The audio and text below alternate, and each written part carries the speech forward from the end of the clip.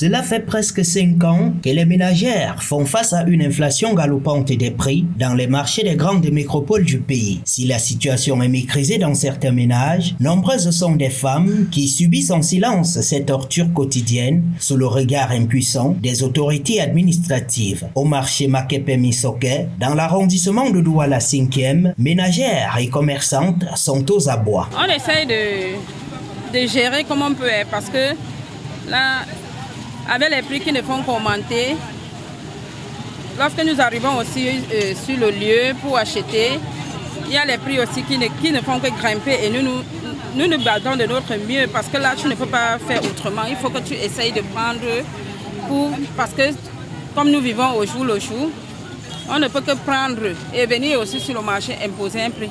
Sinon, on ne peut rien faire. Si pour certaines, la solution est d'augmenter le coût de la ration, d'aucunes pensent que réduire la quantité d'aliments dans les ménages permet de maintenir le cap, même si l'on ne mange plus à sa faim. Tous les jours, ça fait qu'augmenter tous les jours.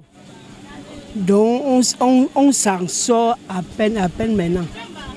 Il faut beaucoup bosser. Une véritable torture pour les familles moins nantis qui subissent sans aucune autre alternative cette mauvaise condition de vie et appellent le gouvernement à jeter un regard analytique sur les prix des produits de grande consommation au Cameroun. Le gouvernement essaye de revoir le prix des choses.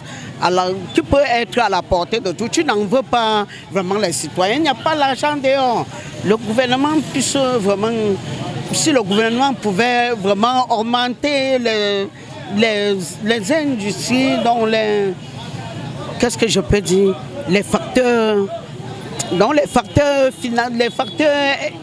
industriels pour aider vraiment les jeunes qui sont en train de partir à l'école, de faire cette formation-là et rester à la maison. Si le gouvernement pouvait trouver une solution à leurs problèmes, ça devait vraiment nous enchanter parce que moi je suis mère d'enfants. Malgré les ventes promotionnelles initiées par l'État camerounais, le litre d'huile végétale demeure à 1500 francs CFA voire plus, le kilogramme de riz allant jusqu'à 1000 francs CFA, sans oublier le savon dont le morceau de 400 grammes va à plus de 450 francs CFA dans certaines contrées et bien d'autres aliments qui, bien que coûteux, se voient diminuer la quantité. Le bas peuple, qui est le plus exposé à cette inflation, espère et souhaite un changement en 2025, année des grandes échéances électorales au Cameroun.